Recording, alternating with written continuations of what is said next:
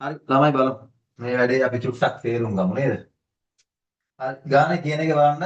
ගාන හදන්න කලින් ගාන තේරුම් ගන්න ඕනේ. හරි. ගාන තේරුම් ගත්තොත් මේක මහ වැඩක් නෙමෙයි. විස්කම්භය 7ක් සෙන්ටිමීටර වූ සිලින්ඩරාකාර නලයක් දිගේ. විස්කම්භය 7ක් සෙන්ටිමීටර වූ සිලින්ඩරාකාර නලයක් දිගේ. දැන් මේ තියෙන්නේ ඔය කියන සිලින්ඩරාකාර නලය. හරි. මේකේ විස්කම්භය 7යි. විස්කම්භය 7යි. එතකොට මේ විස්කම්භය 7යි කියන්නේ මේක අරය ගත්තොත් එහෙම 7 බෙදීම දෙකක් විදිහට වාට ගන්න පුළුවන් විස්කම්භය 7යි කියලා කියන්නේ. කියන්නේ එහා කොනේ නම් මෙහා කොනට 7යිලු කියලා කියන්නේ. හරි. ඊට පස්සේ කියනවා නලයක් දිගේ 6ක් තප්පරයට සෙන්ටිමීටර කියලා තියෙනවා. හරි. 6ක් සෙන්ටිමීටර තප්පරයට කියලා දීලා තියෙනවා. හරි. ඒකාකාර වේගයෙන්. මේක එන්නේ එකම වේගයකින්ලු. කවුද එන්නේ? වතුර එන්නේ ඈ. හරි. ඒකාකාර වේගයෙන් ජලය ගලයි. එයම ගලා එන ජලයෙන් අරේ ආරු අර්ධගෝලාකාර බඳුනක්. මෙන්න මේ වගේ අර්ධගෝලාකාර බඳුනක් මුළුමනින්ම පිරවීමට සම්පූර්ණයෙන්ම පුරවන්න තප්පර 12ක් යනවලු. මෙන්න මේවා එකක් පිරෙන්න තප්පර 12ක් යනවලු. අපිට කියන්නේ තප්පර එකකදී නලයෙන් ගලා එන ජල පරිමාව ඇසුරින් කියලා තමයි ගාන කියන්නේ. තප්පර එකකදී ගලා එන ජල පරිමාව ඇසුරින්. මොකක්ද ඒ කියන කතන්දරي හරියට අහගන්න. හරි. හොඳට මේක තේරුම් ගන්න. මේ තියෙන නලයේ හරි මේ තියෙන නලයේ ළමයි මේකට අපි කියන්නේ හරස්කඩ කියලානේ. හරස්කඩ කියන්නේ හරහාට කැපුවාම පේන එකනේ හරස්කඩ කියලා කියනවා. අපේ විද්‍යාවෙම අහු වෙනවනේ හරස්කඩ කියන එක. එතකොට මේකේ බං වතුර මේකේ වතුර පිරලා මෙහෙම යන ගමන් තියෙන ගියාන්කෝ වතුර මේ පිරලා යන ගමන් තියෙද්දි මොකක් හරි හොඳට කැපෙන පිහියක් අරගෙන මේක එකපාරින් ගහලා කපලා තියෙන. එතකොට එකපාරටම කැපෙනකොට පේන විදියක් තියෙනවනේ. නිකන් හිතහන් බර මොකක් හරි නේද? ගන්න. ඒව ගහක ගොඩයක් කැපුවා වගේ. ඒ වගේ පේන විදියක් තියෙන ඒවා එකක් නෙමෙයි පේන්නේ. හරි. එතකොට මේකේ තමයි මේ තියෙන්නේ ඔය කියන බටේනේ. එතකොට මේකේ මේ හැමතැනම තියෙන්නේ වතුර. මේ පැත්තේ වතුර එන්නේ මේ හැම වතුරක්ම වේගයකින් තමයි යන්නේ. වේගයෙන් යනවා කියන්නේ මේ පැත්තට. මේ පැත්තට මෙහෙම වේගෙන් එළියට විදිනවා. හරිද? අපිට කියනවා මේ වතුර විදින වේගය තමයි කියන්නේ. එතකොට වතුර බටෙන්ම වතුර එන්නේ මේ විදිහට තමයි. කොච්චරක් එනවද? එක තප්පරයකට සෙන්ටිමීටර් 6ක්. අපිට කියන්නේ දුරක් ගැන. තප්පරයකට සෙන්ටිමීටර් 6ක් යනලු. කවුද යන්නේ? වතුර යන්නේ. ඒ කියන්නේ බං වතුර මේ එක වතුර බිඳුවක් ගත්තොත් එහෙම මේ අකා දැන් මෙතන මේ තප්පරයකට කලින් ඉඳලා තියෙන්නේ කොතනද කියලා බැලුවොත් එහෙම තප්පරයකට කලින් ඉඳලා තියෙන්නේ 6ක් සෙන්ටිමීටර් මීට වඩා ඇති. ඊට කලින් තප්පරේ කොහෙද හිටියේ? ඊට කලින් තප්පරේ හිටියේ ඊටත් වඩා සෙන්ටිමීටර් 6ක්. ඒ කියන්නේ මෙතෙන් නම් ගත්තොත් තප්පර ඔක්කොම මේ සෙන්ටිමීටර් ඔක්කොම 12ක් ඇති. මේ කැලලත් 6ක් සෙන්ටිමීටර්. කොහොම තමයි මේ වතුර බින්දු මෙතන ඉස්සරහට එන්නේ? කොච්චරද දින? තප්පරයට 6ක් එනවා. මෙතන තියෙන බින්දුව මෙතෙන්ට එනවා. මෙතන තියෙන එක මෙතෙන්ට එනවා. එතනින් පස්සේ බිමට එනවා. හරි? ඔය එක වතුර බින්දුවක්. දැන් මේකේ ලොකු නලයක් තියෙනවා. ඒ කියන්නේ මේ රවුම ලොකුයි. එතකොට මේ හැම වතුර බින්දුවක්ම මේ වේගෙන් යනවා. එක බින්දුවක් යන වේගෙ දීලා තියෙනවනේ. තප්පරෙට මෙච්චරයි. හරි? එහෙනම් ඒ වාගේ මේකේ හරස්කඩ කොච්චරක් තියෙනවද? හරස්කඩ තියෙනවා. මේකේ අපිට දීලා තියෙනවා විස්කම්භය 7යි කියලා. විස්කම්භය 7යි කියලා දෙනවා. ඒ කියන්නේ අරය 7 බෙදීම් 2යි. එහෙනම් මෙයාගේ මම මෙන්න මේ පැත්තේ හරස්කඩ ගත්තොත් එහෙම හරස්කඩ කියන්නේ මේ රවුම ගත්තොත් රවුමේ වර්ගඵලය. මේක වෙනම ඇඳුම් මෙන්න මේ වගේ රවුමන්නේ බා. මේ මම මේ පාට කරන කෑල්ලෙන්නේ එළියට වතුර විදින්නේ නේද? ඒතකොට එයාගේ වර්ගඵලය ගත්තොත් එහෙනම් ඔයාලට ලියන්න වෙන්නේ 5r වර්ගය කියලා. හැබැයි එයාගේ r කියලා කියන්නේ 7 බෙදීම 2යි. 5 කියන්නේ අතන අපි ලියාගත්ත නිෂ්ද 7යි කියලා. හරි. එතකොට මෙන්න මෙච්චර ප්‍රමාණයකින් වතුර විදිනවා. හරි. එතකොට එක තප්පරයකට කොච්චර වතුර එනවද? මෙයාව ඔබ කෙලින් අතට හිටවපන්.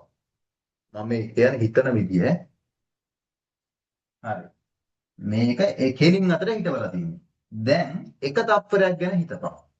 එක තප්පරයකදී මේක හිටියේ මෙන්න මේ 6ක් සෙන්ටිමීටර උඩින් හිටියේ. හරිද? තප්පරයකට කලින් 6ක් සෙන්ටිමීටර. දැන් එක තප්පරයයි කියමු. මෙතන ඉඳන් මෙතෙන්ටම වතුර. මෙතන හිටපු වතුර ටික මෙතන පල්ලෙහාට ආවා. මෙතන හිටපු වතුර ටික මෙතෙන්ට පල්ලෙහාට ආවා. හැම වතුර බින්දුවක්ම එහෙම ආවා. මෙන්න මෙච්චර පළලක් තියාගන්න. එහෙනම් මෙයාගේ වර්ගඵලය කීයද? π r වර්ගය. උස කීයද? සිලින්ඩරේ 6යි. ඔන්න තප්පරයකදී මේ තියෙන එක තප්පරයකදී වතුර කොච්චර එළියට විදිනවද? මේකෙන් වතුර ගෙනල්ලා මේක පුරවනවලු. එතකොට මේ වාගේ තප්පර කීයක් යනවා කියලා කියන්නේ? තප්පර මෙයාගේ 12ක් යනවලු. මේ තියෙන්නේ එක තප්පරයකදී පුරවන්න පුළුවන් වතුර ටික. මේකට සම්පූර්ණ එක තප්පරයකදී මෙච්චරක් පිරෙනවා. දැන් තප්පරයකදී 6ක් යනවනේ. ඒ කියන්නේ මේකෙන් එළියට තප්පරයක් යනකොට මෙතන තියෙන වතුර මේ මෙතන වතුර බින්දු සෙට් එකක් තියෙනවා කියපන්කෝ. මේ වතුර බින්දු සෙට් එක මේ සෙට් එකම තල්ලු වෙලා එළියට ගිහලා මේ බටෙන් එළියට පයින්නවා. ඒ කියන්නේ අවසානට තප්පරේ ගත වෙනකොට මෙතන ඉන්න වතුර බින්දු සෙට් එක තමයි මෙතන ඉන්නේ. ඒ කියන්නේ මේ ඔක්කොම එළියට බැලන කියන එකනේ. ඊට කලින් එක බැලුවොත්. තව තප්පරයක් යන එක සරකුත් එනවා. දැන් මෙතන ඉන්න වතුර සෙට් එක අර පළවෙනි තප්පරේ කියනකොට ඒක මෙතෙන්ට එනවනේ. එතන ඉන්න ටික ඊගව තප්පරේ යනකොට ආයෙ ඊටු ටික එළියට පයින්නවා. කොහොමද වැඩි? ඒ කියන්නේ එක තප්පරයක් ඇතුලේ මෙච්චර ගොඩක් වතුර එළියට යනවා. තප්පර 12කදී මේ වගේ 12 ගුණයක් යනවා. ඒකෙන් තමයි මේක මොනව කරන්නේ? පුරවන්නේ. සම්පූර්ණයෙන් පුරවනවා. එහෙනම් මෙතන මේ තියෙන එක තප්පරයකදී පිරෙන ජල පරිමාව ඒක තමයි අපිට ගන්න කියන්නේ. තප්පරයකදී ජල පරිමාව ඇතුලින් තමයි ගන්න හදන්නේ කියන්නේ. හොයනවා තප්පරයකදී ජල පරිමාව කීයද කියලා.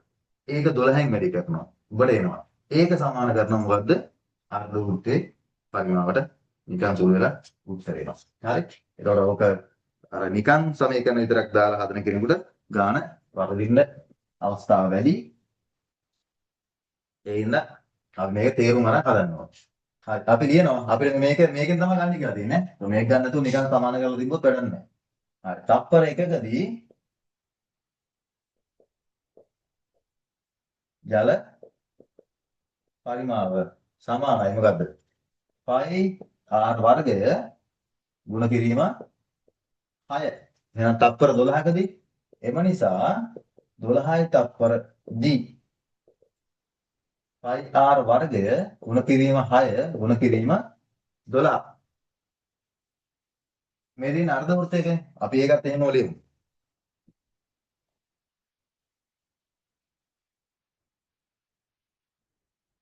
අර්ධ වෘත්තයේ පරිමාව. අර්ධ වෘත්තයේ පරිමාව මොකද්ද? අර්ධ වෘත්තයේ පරිමාව කියලා කියන්නේ අරක සම්පූර්ණ අර්ධ වෘත්තයක් නේ තියෙන්නේ. දැන් ගෝලයක් වුණොත් එහෙනම් ගෝලයක පරිමාව අපි ගන්නවා කොහොමද? 3න් 4යි π r ඝනය. එයාගේ අර r මයි ඈ. මෙයාගේ අර r මයි දීලා තියෙන්නේ. π r ඝනය. අර්ධ වෘත්තයක් අර්ධ ගෝලයක් ඉඳලා මේක දෙකෙන් එකෙන් ගුණ කරනවා. එතකොට ඔයාලට මේකේ උත්තරේ 3න් 2යි π r ඝනය. දැන් මේ ලියලා තියෙන්නේ 2 නම් මේ ලියලා තියෙන්නේ 1 නම් ඔය 1යි 2යි මොනව වෙනවද? සමාන වෙන්න ඕනේ. හරිනේ? එහෙනම් දැන් මම පැහැදිලි කිරීම මම කරනවා.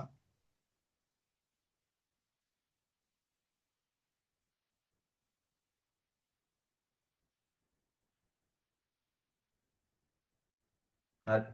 දැන් මට කියන්න පුළුවන් 1 සමානයි 2යිනේ. 1යි 2යි සමානයි. එහෙනම් මට කියන්න පුළුවන් මොකද? 3න් 2යි π r ඝනය සමානයි.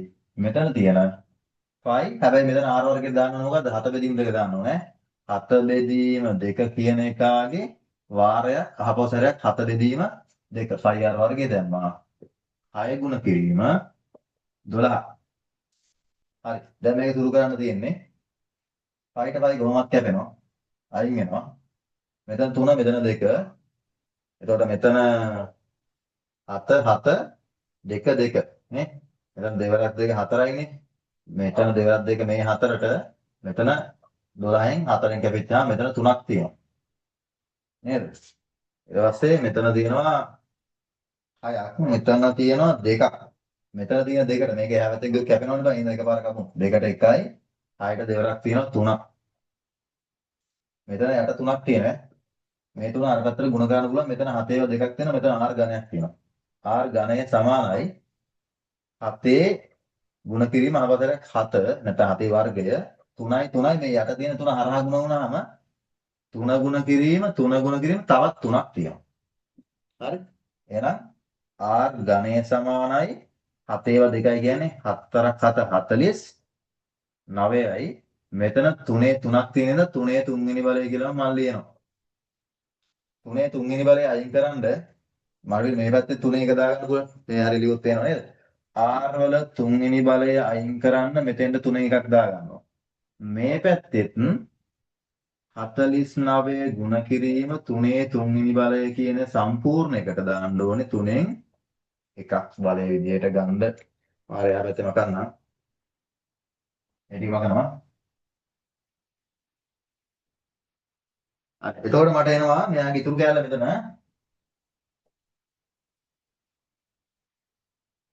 r වල තුන්වෙනි බලේ 3 එක ගියම කෙලින්ම r වෙනවනේ බා. මේ මෙතන 49ටයි 3න් 3ටයි ගත්තම 3 එක ඒ දෙන්න මේ ගුණිතයකින් සම්බන්ධ වෙලා තියෙන මෙයාටත් වෙනම ගත්තයි මෙයාටත් වෙනම ගත්තයි. ඒ කියන්නේ ඔබට ගත්ත හැකි 49ට 3න් එක ඊට පස්සේ 3 තුන්වෙනි බලයටත් 3න් එක. දැන් r සමානයි 3 තුන්වෙනි බලය 3 එක තමයි මෙයාට මෙයා කැපිලා ගිහලා 3 පළවෙනි බලය කියන්නේ 3යි. දැන් ආයි 3න් එකේ කතාව දෙන්නේ මෙතන 3 තියෙනවා. ඔන්න මේ 3 මෙතන තියෙනවා. 49 3 එකේ බලය. 49ට 3 එකේ බලය ලියන විදිය තමයි ඔය අපි උඩ ලියලා තියෙන්නේ. 49 දැම්මම 3 එකේ බලය කියන වර්ගමූලය දාලා මෙතෙන්ට 3 දානවා. ඔය ලියන්නේ මොකද්ද? 3 එකේ බලය තමයි. බලන්න ඒක දැයිලා තියෙන කියලා මේ තියෙන්නේ. ඒක තමයි. සෙන්ටිමීටර්නේ උත්තරේ. ඔන්න ආවා. හරි. ගාන එනවා රේසින් පාසෙන්. වැඩි තේරුම් ගන්නයි තියෙන්නේ. හරි ඊට පස්සේ ඕකේ තියෙනවා ඉතුරු කෑල්ල මේ ලඝු ගණක භාවිතය කරලා සුළු ගන්න. ඒකත් මම සුළු කරන විදිහත් කියලා දෙනවා. ඕක ඕන කෙනෙක් ලියා ගන්න විනාඩි දෙක තුනක් දෙන්න. කියනවා මේ ලඝු ගණක වර්ග භාවිතයෙන් r වල අගය හොයන්න කියලා. ඒක මහලොකම වර්ධයක් නෙමෙයි කාටයි මේක ලියා ගන්න අමාරුකම්. මෙන්න මෙහෙම එන්නේ. ඉතින් අපි සමීකරණ ලියා ගන්නවා. r සමානයි 3 මෙතන 3 එකේ බලය කියන එකම තමයි මේ ලියලා තියෙන්නේ 49 තමයි. ඕක සුළු කරන්න තියෙන්නේ.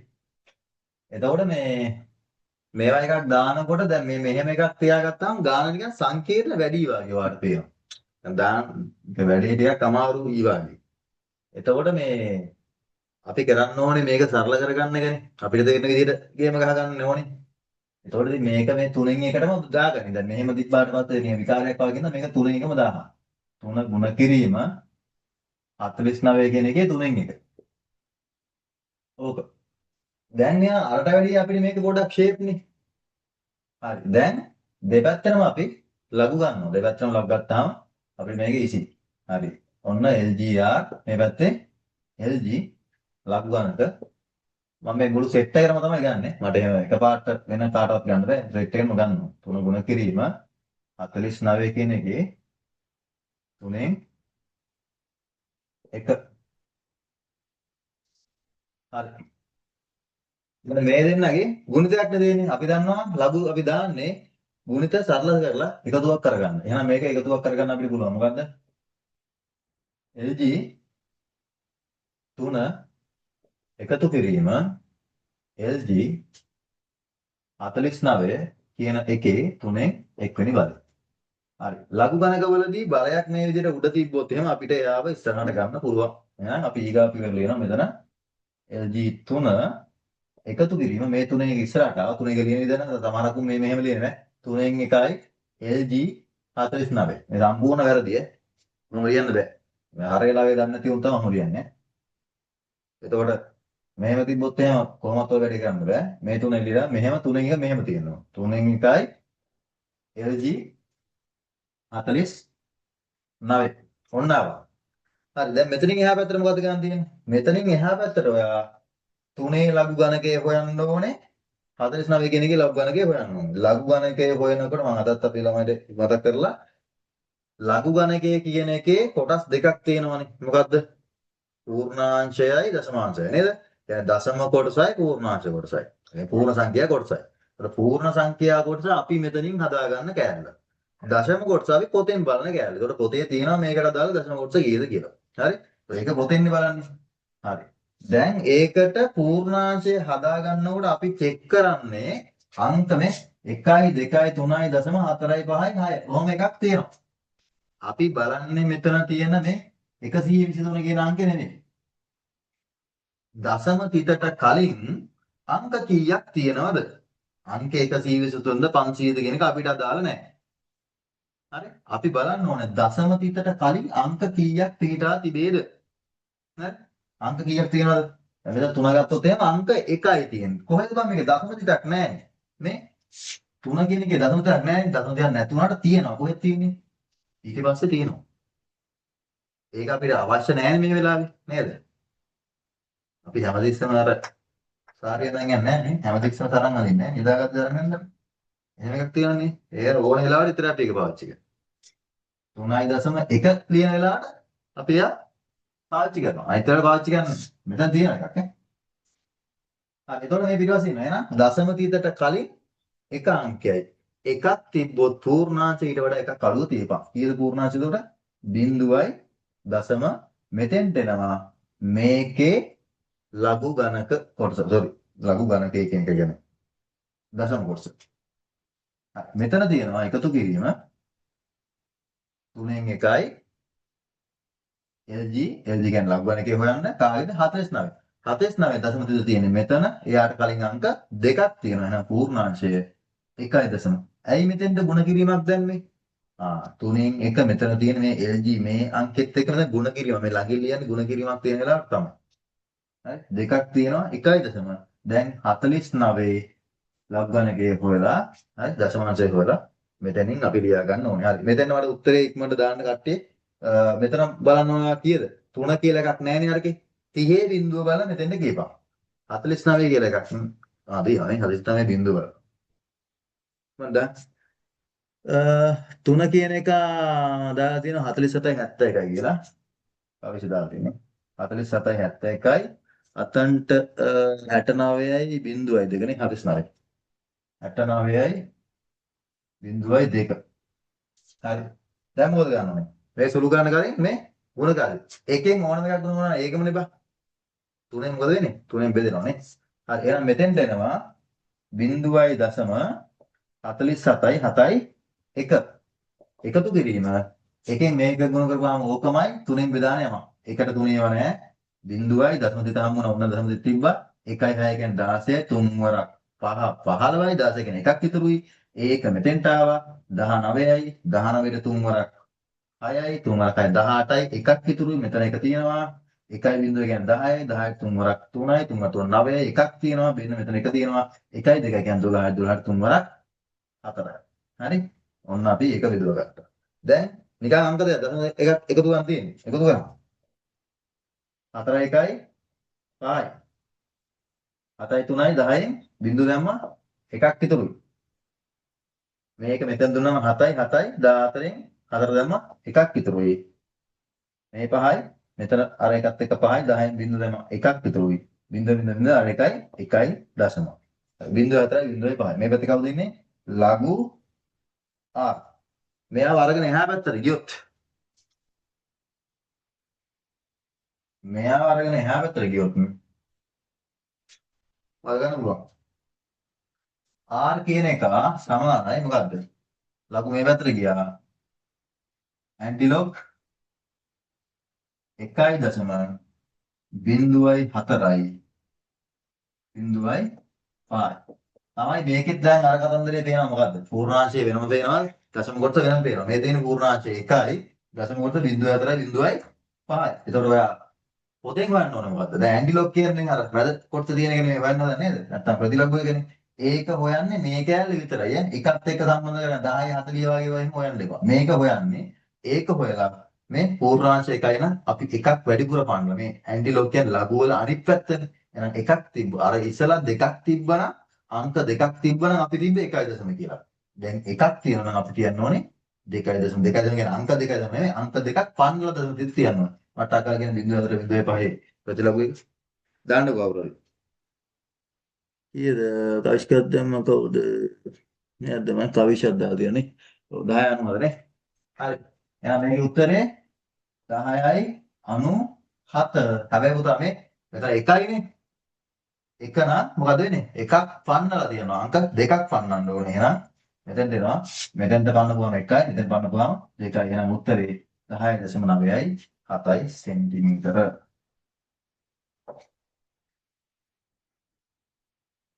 හරි. ඔන්න ඔකත් ආවා. ඕන කෙනෙක් ඔකත් දාගන්න පුළුවන්. ඒක විනාඩි කිහිපයක් දෙන්න.